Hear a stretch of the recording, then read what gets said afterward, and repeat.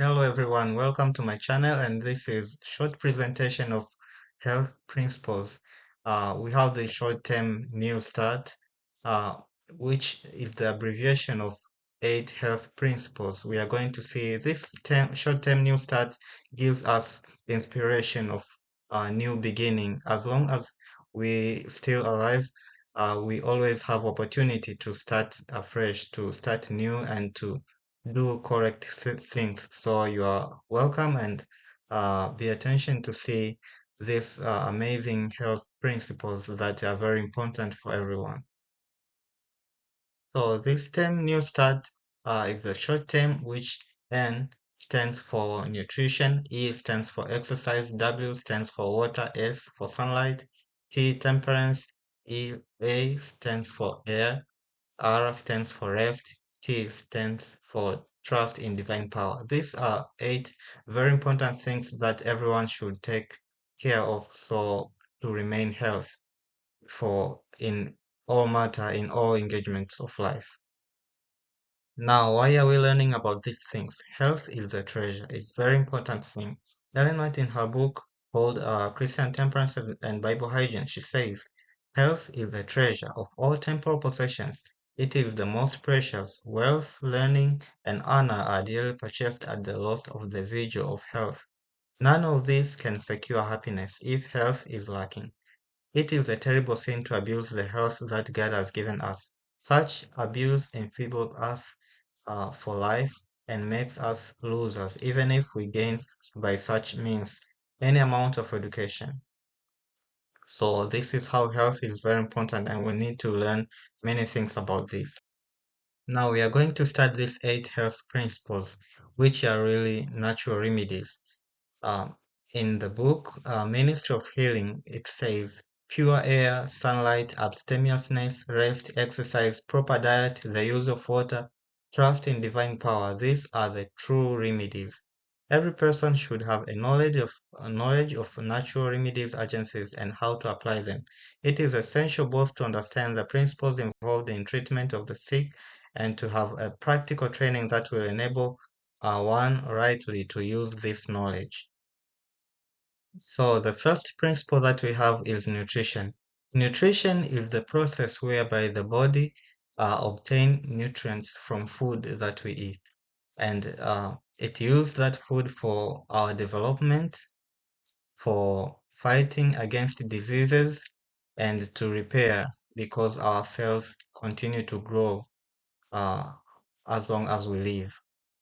So nutrition help in our development, help to maintain our organs, and also help to give us immunity for our body to be able to fight against the diseases. And there is nutrition for all organs.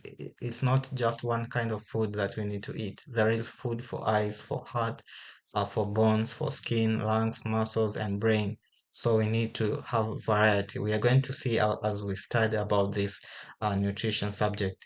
Good nutrition helps fuel your body. The food we eat supply the nutrients your body needs to maintain your brain, muscle, bone, nerve, skin, blood circulation, and immune system.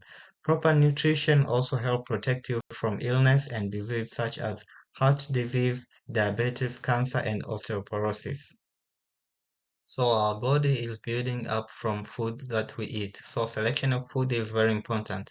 Our bodies are built up from the food we eat. There is a constant breaking down of the tissue of the body. Every moment of every organ involves waste, and this waste is prepared for our body. Each organ of the body requires its share of nutrition. The brain must be supplied with its portion, the bones, muscles, and the nerve demand theirs. It is a powerful process that transforms the food into blood and uses this blood to build up the varied parts of the body. But this process is going on continually, supplying with life and strength each nerve, muscle, and tissue. It is a very wonderful process that is going on in our body. So we are not supposed to eat the same kind of food every time, morning, afternoon, and evening, and every day. We need to eat variety. That is how God created us. Um, and that way we will be able to supply uh, food for every organ. And this was God's original plan for man's diet. God gave us grains, fruits, nuts, and vegetables constitute the diet chosen for us by our Creator.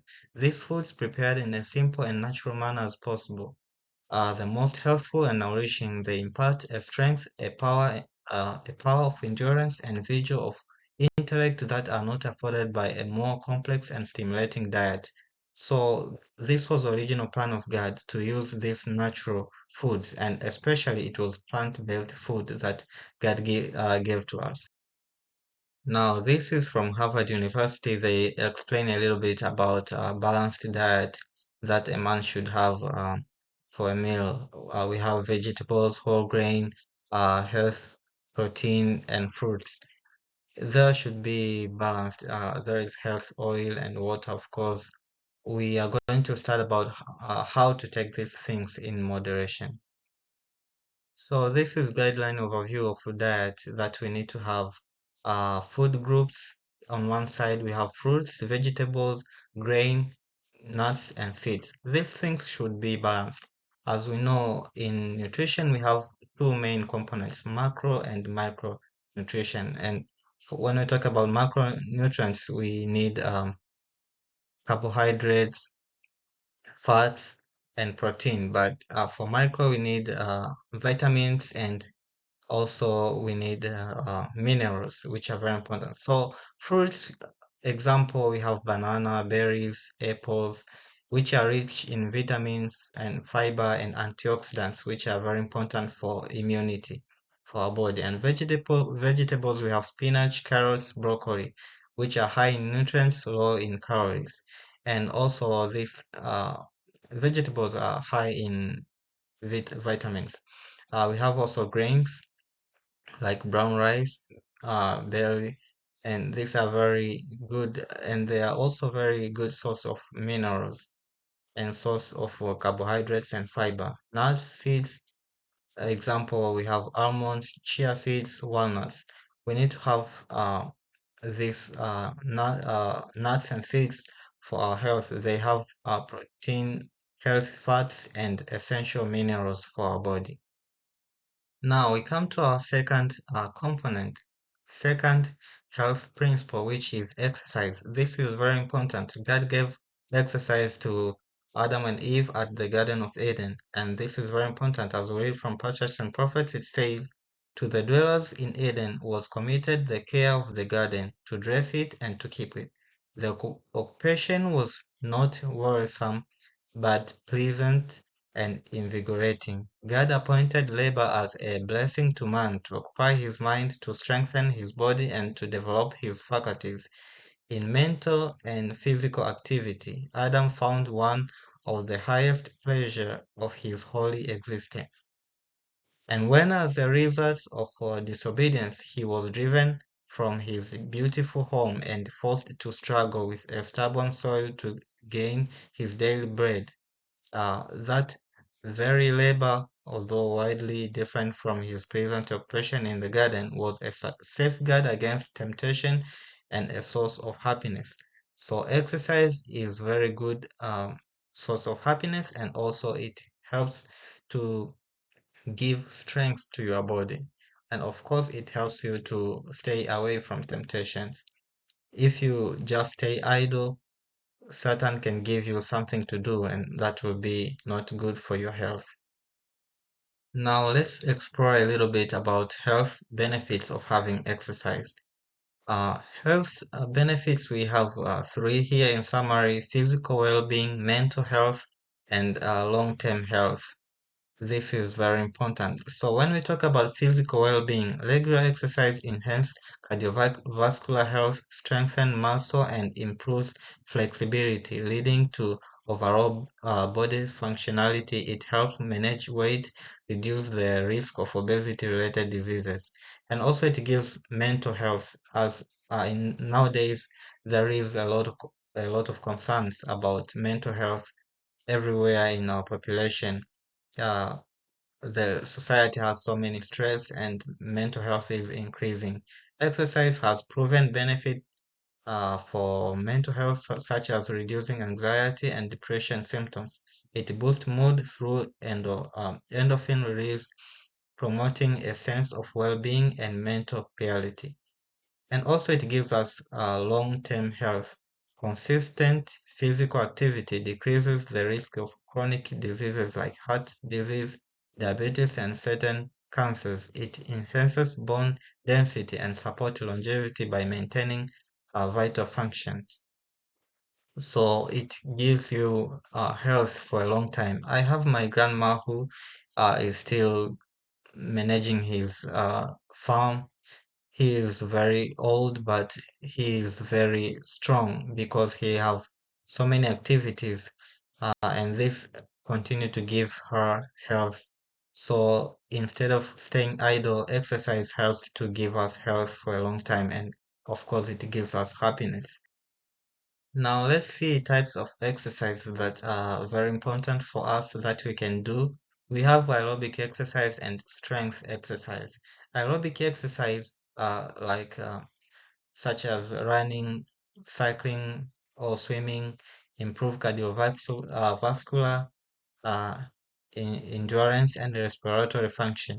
They burn calories, effectively supporting weight management and heart health. And we have strength training. This include weightlifting and resistance exercise, building muscle mass, strengthen bones, and enhance metabolism. It is crucial for maintaining functional fitness as we age. And also, both of these exercise needs to be done in moderation. We are going to see about other health principles as we continue.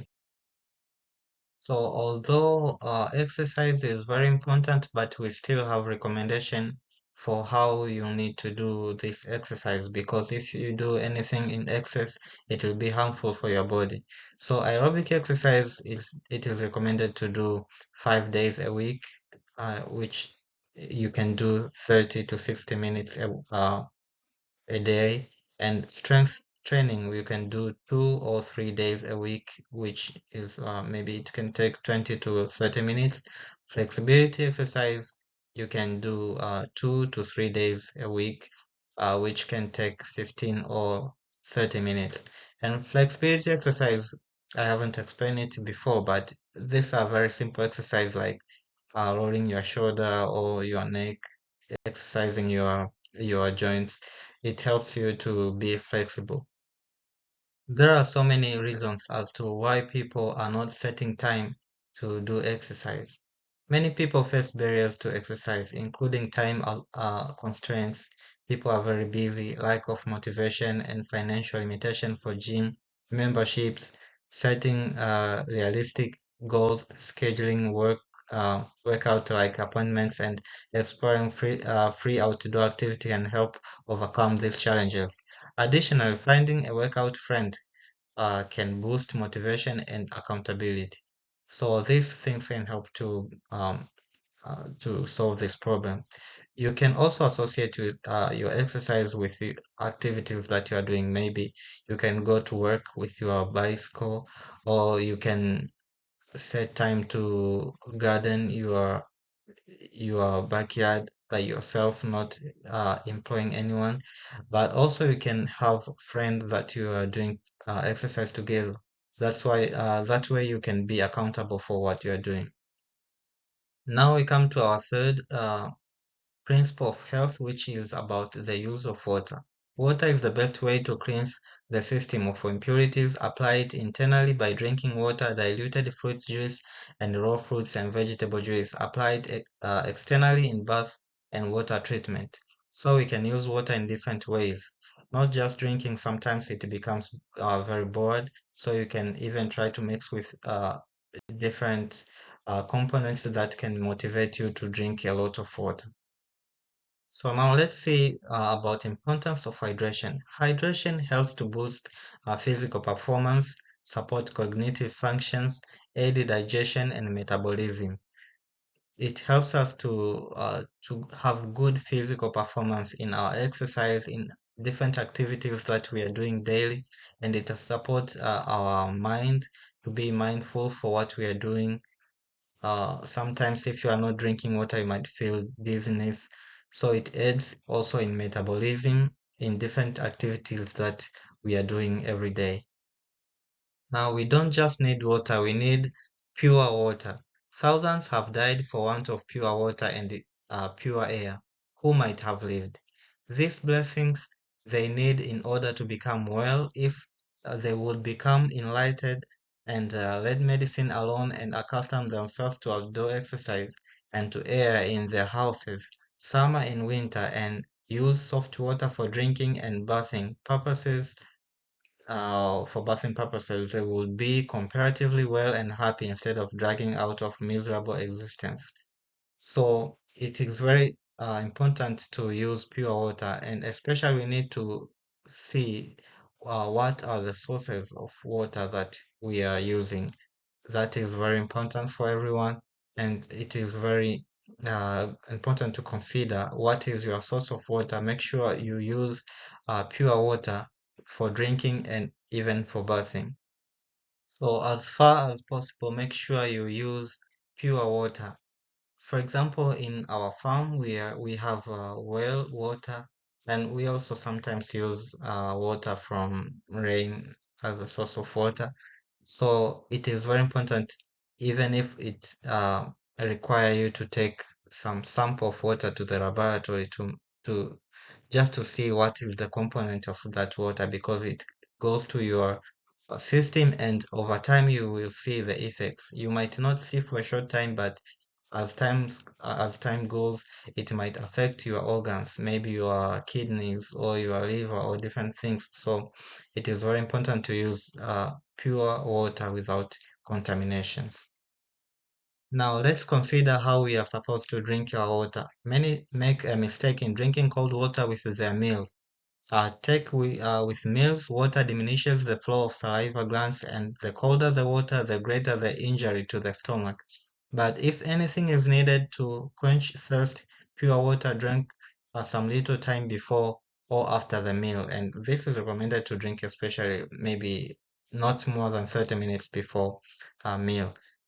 Uh, Not less than 30 minutes, I mean. Is all the nature required? This is what it says.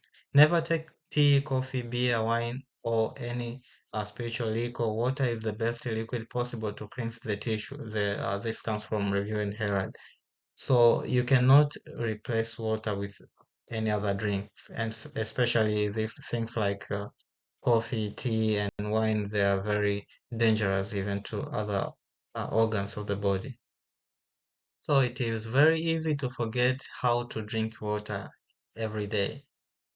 And it is very important to take care of that, because most of the time we know the importance of drinking water, but we ignore because we are busy and sometimes we are not in convenient places to drink water. So make sure you have your very nice bottle of water to drink, for you to drink, that will remind you. And also you can also mix with some other things, so you can infuse water. There are benefits of infused water. Infused water adds flavor to plain water, making it more enjoyable to drink. Sometimes if you just drink water and you don't even eat, for example, for a long time, it also removes some minerals from your body. So it is good to add some flavor, or to add some, maybe something like ginger. Some people are using ginger teas, or lemon.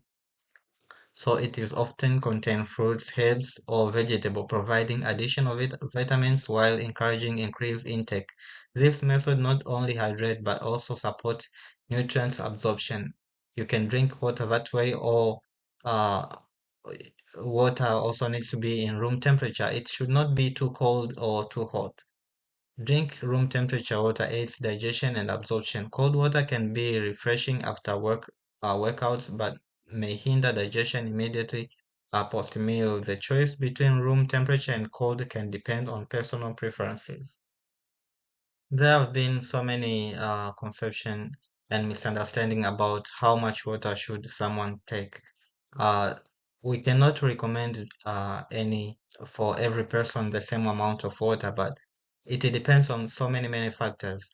For about your age, it depends on your activities, it depends on climate or weather of certain places. So there are factors. For adults, it is recommended from 2 to 3 liters. It varies on activity and climate. For children, 1 to 2 liters depends on the age. Sometimes it's more or less. Pregnant women, 2.3 liters a day. That way, it can increase hydration requirement, and also lactating women from 3.1 liters around there. It increases higher fluids needs for milk production. Now, what is the best time to drink water? Water can be, you can drink water upon walk, before meal, during exercise, or before bed.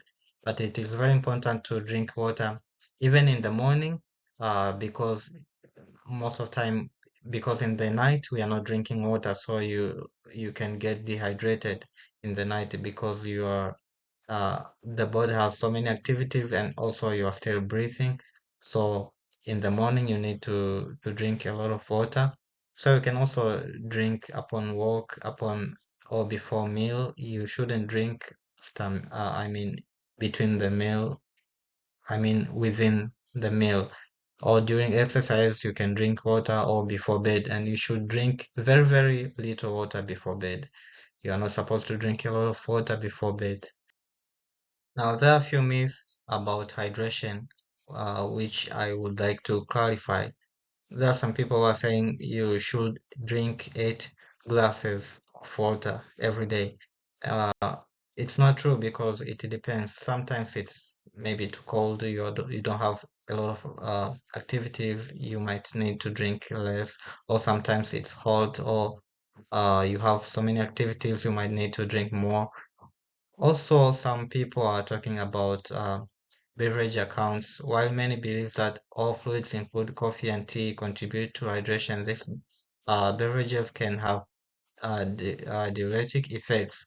Plain water still remains the most effective way to hydrate. So water still is very important. You cannot substitute it with anything. And also some people are saying thirsty is reliable. Some people think that feeling thirsty means they are well hydrated. However, thirst can sometimes be a sign that dehydration is already starting. And also another myth is about health impact of hydration. It is a misconception that hydration level do not affect overall health. Proper hydration is crucial for everybody functionality, include organ health and physical performance. So hydration is very important and it's not bad for your body. Now we come to another health principle which is very important, and this is sunshine. Too much sunshine and too little sunshine can cause an acidic condition in the body. Human body needs sunshine as much as the plant. Only an hour a day helps alkalize the body. A good guide as to when it's safe to be in the sun is when your shadow is as long as you are. So sunshine is very important, and you need to take it in moderation. Sunshine is important for intake of vitamin D. It helps the body to make vitamin D for its own. Sunshine rays hit the skin, convert a form of cholesterol just under the skin to vitamin D. Vitamin D is in its active form has the ability to inhibit cancer cell growth. It is amazing process if you study how sunlight hit the skin and convert it to vitamin D, which is very important for the body to digest other vitamins like calcium in the body, which is very important. So we need to get exposed in even for a few minutes a day. It is recommended, and the research shows that it gives so many benefits to the body. Vitamin D is essential in the assimilation and the metabolism of calcium in the body. Vitamin D is needed to take the calcium into the cell. Only 10 minutes on the face a day will give you all vitamin D you need. There are 7 times more blood vessels on the face. The body is very efficient in storing vitamin D and can store it for up to 6 months, as not um, as not all days are sunny. More than 15 minutes a day is recommended. So even on you can pass through winter season if you use very well sun to be exposed to the sunshine during summertime. Sunshine is also very important for external uses for other purposes, like it kills fungus. Sunshine is a potent fungus killer and can protect the body from cancer. Allow the cleansing, healing sunshine to touch your body and enter your homes. It will purify the air and everything it touches. Sunshine is also very important for eye health. Your eyes need sunshine. Never should we look directly at the sun. Being outside allows the sun ray to enter the retina and travel through neurochemical pathways to hit the pineal gland, which helps you sleep better at night and increase the release of serotonin, your mood hormone. This is why you feel happier on a sunny day. So it is very important even for our eye health. Now, when it comes to sunshines and buildings, planners should be very careful. In the building of houses, it is especially important to secure throughout ventilation and plenty of sunlight. Let there be a current of air and an abundance of light in every room in the house. Sleeping rooms should be so arranged as to have a free circulation of air day and night.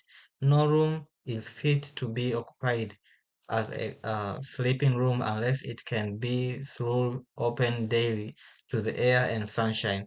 In most countries, bedrooms need to be supplied with conveniences for heat that they may be thoroughly warmed and dried in cold or wet weather. So it is very important for sunshine because it will help to kill fungus and many other infections that might enter in the room. Now, although sunshine is very important, but we should consider about being exposed to sunshine very careful, as it might cause some health problem if we are not careful. So we need to be exposed to sun with moderation.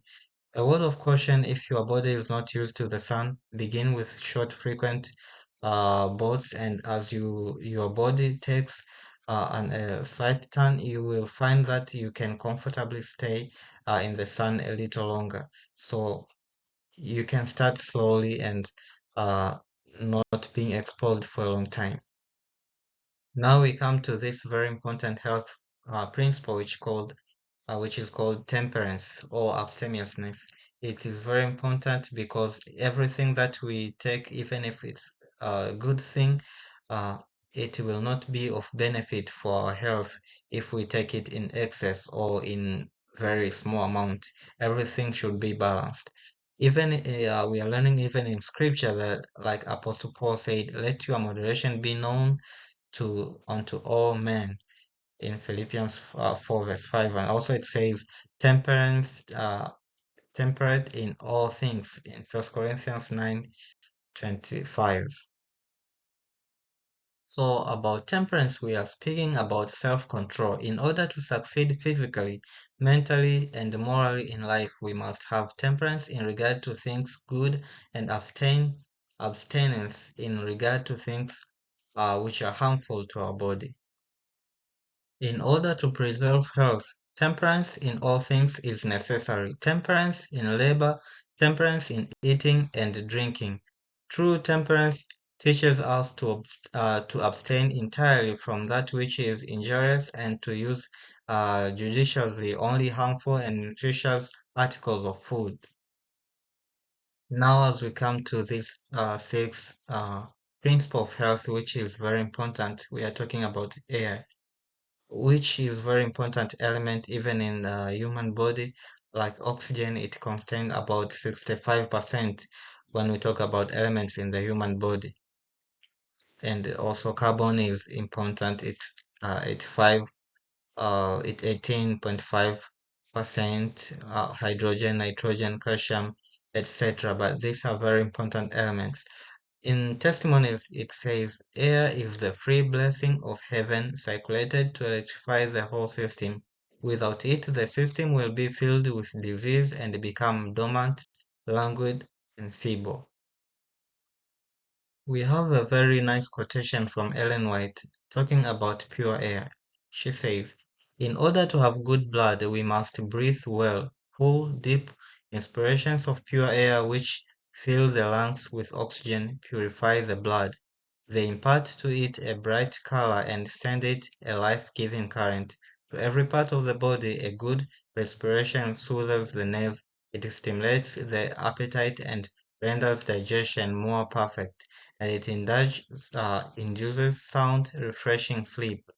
An insufficient supply of oxygen is received, the blood moves sluggishly, the waste poisonous matter which should be thrown off in the exhalations from the lungs is retained and the blood becomes impure. Not only the lungs but the stomach, liver, and brain are affected. The skin becomes swallow Sour digestion is retained, the heart is depressed, the brain clouded, the thoughts are confused, gloom settle upon the spirit, the whole system become more depressed and inactive, and peculiarly susceptible to diseases. This is from Minutes of Healing by Ellen G. White. So talking about pure air, I would like to consider about taking deep breath. Uh, and while the importance of deep breath is shown, the practice should be insisted upon. Let exercise be given which will promote this. So exercise helps to promote deep breath, which will help you to exercise your lungs, and also some other exercise like singing is very important for your health. Deep breath and meditation. Just after eating and also before retiring, go outside and take 18 or 20 deep breaths using the muscles of abdomen. Inhale and exhale slowly. Some folk extend the arms above their heads. While they do this, take a walk out of the door just before you retire for a night. Breathe the fresh air. Relax your mind, talk to your Heavenly Father, and thank Him for His continual care and blessings. Give yourselves anew to Him, then with contentment of heart, go to sleep, forgetting all your perplexities. Know and believe that He will work them all out at the right time. Now we come to another health principle, which is rest. And everyone likes to rest, obviously, but sometimes it's challenging when we have so many perplexities and we have so many things to take care of, or even we can't sleep sometimes because of different disorders. So resting is very important for growth of the body and to develop immunity for the body.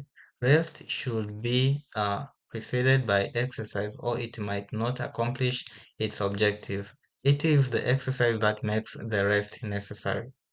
So we cannot rest if we are not working. Even God says we are resting on the Sabbath day after working 6 days. So rest and exercise goes together. Sleep is important and few are getting enough, but rest is not merely sleep. A change of activity is also needed from time to time. Go outdoors for an hour or two and experience this change. Set aside the vexing perplexities of the everyday world and relax out in nature. Reading a good book, especially God's book, is also restful. Now let's explore a little bit about the importance of sleep. Physical health benefits, mental well-being, performance, and productivity. All of these are importance of sleep. Adequate sleep is crucial for maintaining physical health. It regulates hormones, supports immune function, and aids in cell repair. Sleep deprivation can lead to chronic conditions like obesity, diabetes, and heart disease. Mental well-being. Sleep play a vital role in mental health. It affects stress level and emotional regulation, impacting mood and cognitive functions. Sufficient sleep reduces the risk of anxiety and depression. Performance and productivity. Quality sleep enhances alertness, concentration, and productivity. Includes Individuals who sleep well tend to perform better at work and in daily activities, leading to improved outcomes across various domains. Sleeping is good, although it's not always easy for everyone to get sleep because there are different factors that affect sleep. There are internal factors and external factors. When we talk about internal factors, like stress, anxiety, physical health, directly influence sleep quality. Conditions such as sleep apnea and restless leg syndrome can disrupt sleep pattern. Hormonal changes, especially during pregnancy or menopause, also play a significant role in sleep quality.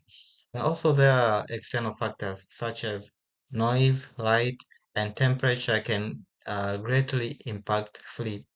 So in your room, when you're about to sleep, it is very important to make sure you turn off your light, especially, and make everything is quiet and no light, and temperature is moderate that will support you to sleep. Creating a comfortable sleep environment by managing these factors can improve sleep quality. Lifestyle choice, including screen time before bed, also significantly affect the ability to fall and stay asleep. So make sure you live in a very quiet environment. So I want to talk a little bit about sleep hygiene practices. We need to study even about sleep. Although everyone likes to sleep, but we need to have principles about even how to sleep. We need to have to be consistent and to have schedule, especially for sleeping. Maintain a sleep schedule, create a bedtime ritual, limit screen time, limit caffeine and alcohol, optimize sleep environment. These are very important thing. We need to go to bed at the same time every day, develop calm pre-sleep activities such as reading and meditation, especially reading scriptures. Avoid screen using phones or computers before sleeping. Avoid these stimulants in evening like coffee and alcohol. This we are not to use it at all, especially they bring very bad effects to our health. And keep your bedroom dark, quiet, and cool. This will help you uh, to to restore sleep very easy. Now we need to get enough sleep for our body to be able to get the benefits for sleep. Impacts of sleep deprivation, consequence on health. Lack of sleep can lead to many health consequences, include obesity, cardiovascular diseases, and impaired immune function. Cognitive function also decline, affecting decision making and memory. Emotional disturbances such as increased irritability and anxiety are common with poor sleep.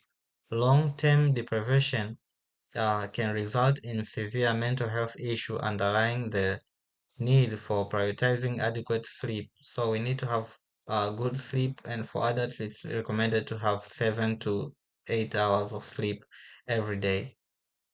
Now we come to eighth principle of health, which is very important. Is last but not least. It was supposed to be the first one, which is about trust in divine power, because we cannot do anything without the power of God. Trust in God, He is the only one who can help you through the problems and trials of life. Sometimes we are failing to keep health principles, not because we don't want, but because we have so many things that are around us that prevent us from following health principles. So we always need to trust to the divine power.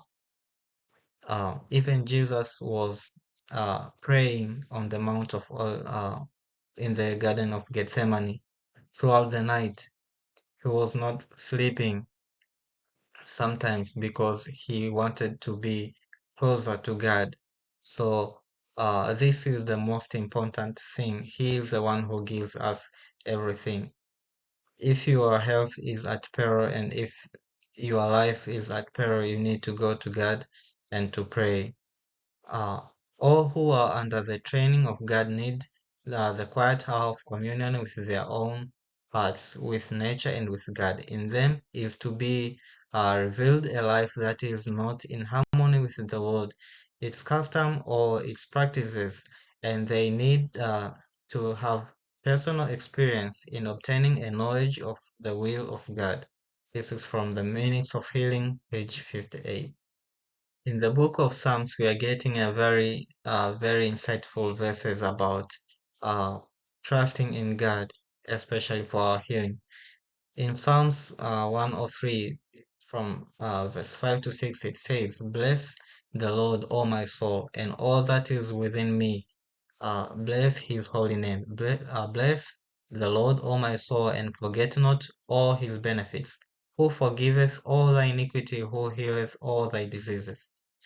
It's God who heals our bodies. Even if we try to follow all health principles, but we cannot be perfect except by the power of God, and He is the one who heals us. Even if we use medicine, they cannot they cannot do mechanism for us to get healed. It's only by the power of God. So he continued to say, verse 4, "Who redeemeth thy life from destruction, who crowneth thee with loving kindness and tender mercies, who satisfieth thy mouth with good things, so that thy youth is renewed like the eagles. The Lord executeth righteous and judgment for all that are oppressed." So we always need to trust God in all circumstances. It doesn't matter which way we are passing through, but God can help us. And this is I can say is the crown of these health principles. God says, "Be still and know that I am God." Sometimes we are passing through very difficult situations, very terrible diseases, but God says to us, "Be still and know that I am God." We need also only to depend on Him. We must individually hear Him speaking to the heart. When every other voice is hushed and in quietness we wait before Him, the silence of the soul makes more distinct the voice of God. He bids us be still and know that I am God. Psalms 46, verse 10. That is from Ministry of Healing.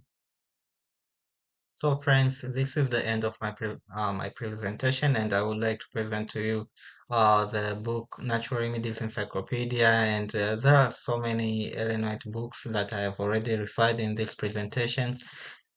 We can learn so many things that are very important in our life. I would like to welcome you to this channel, and especially I would like you to subscribe to get more information that will be helpful for our journey in this life. So thank you, you're welcome, and God bless you. Bye bye.